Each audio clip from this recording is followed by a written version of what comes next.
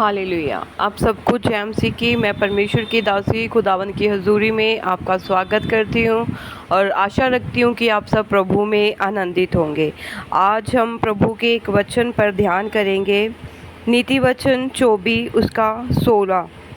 क्योंकि धर्मी चाहे 7 बार गिरे तो भी उठ खड़ा होता है, परंतु दुष्ट लोग विपत्ति में गिर पर पड़े ही रहते हैं।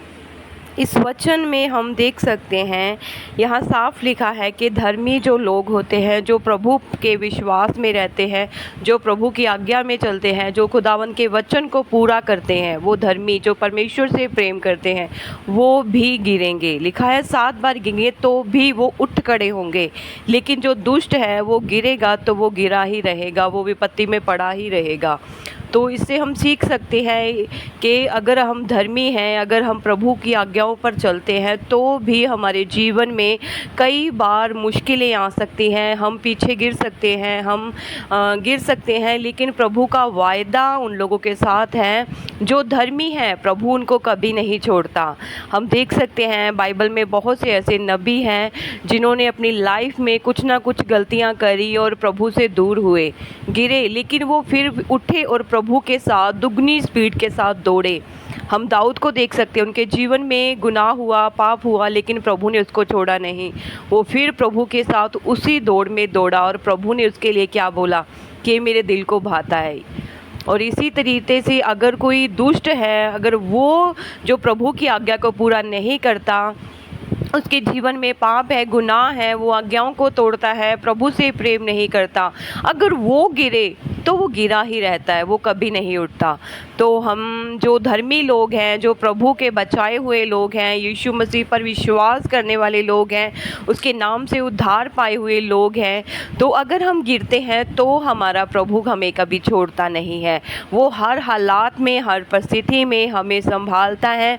बस कई बार कुछ लोगों को ऐसे लगने लग जाता है कि मैं प्रभु से दूर हो गया, मैंने ये गलती कर दी तो अभी प्रभु मुझे कभी माफ़ नहीं करेगा, मैं प्रभु से बहुत दूर हो गया, अब मैं पाप कर दिया, अभी प्रभु मुझे कभी प्यार नहीं करेगा, मुझे कभी अपनी बाहों में वापस नहीं लेगा।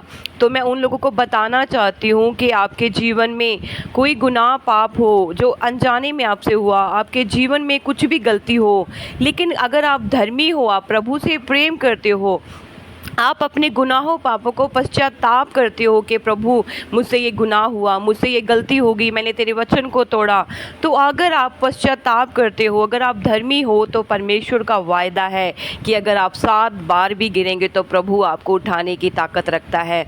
ये मत सोचिए कि अगर हम अभी मेरे से वचन टूट गया, मैंने गलती कर दी, मेरे से खुदावन का गुनाह हो गया तो मैं प्रभु की हजूरी में नहीं जाऊँ।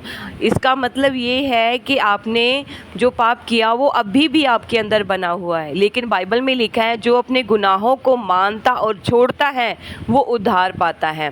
अपनी गलती आपके जीवन में हुई तो उसको छोड़ो, पश्चाताप करो और फिर से खुदावन की हजूरी में बैठो।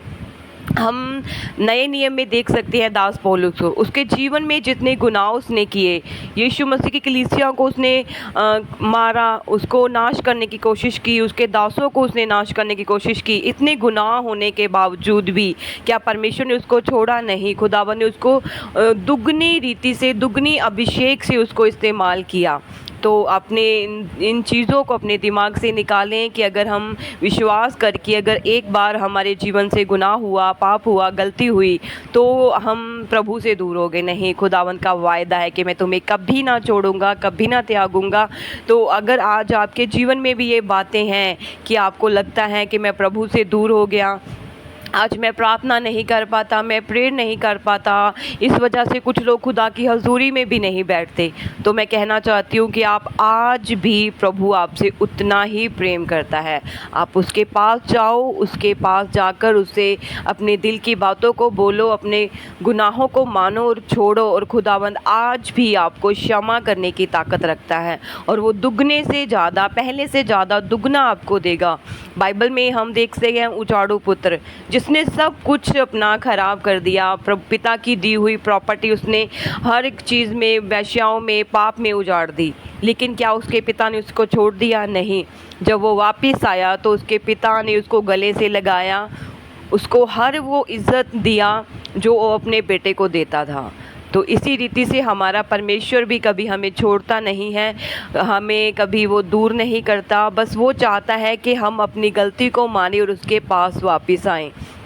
परमेश्वर का वायदा है कि तुम्हारे पाप कितने भी ज़्यादा क्यों ना हो, गूढ़े वो लाल रंग के क्यों ना हो, मेरा लहू उनको धो के शुद्ध कर देगा, श्वेत कर देगा। तो प्रभु आज भी आपको बुला रहा है कि आप मेरी हजूरी में आएँ। प्रभु चाहता है कि आप उससे बात करें, उसके खुदावन की हजूरी में जाएं, प्रार्थना करें, बाइबल पढ़ें। तो परमेश्वर आपको आज भी आशीष देने की ताकत रखता है।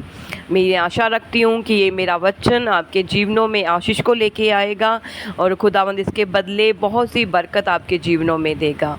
मैं सबको ब्लेस करती हूँ और आशा रखती हूँ कि प्रभु में आप ऐसे ही बने रहें और खुदावंद की आशीष आपके जीवन में बनी रहे। God bless you all. Amen.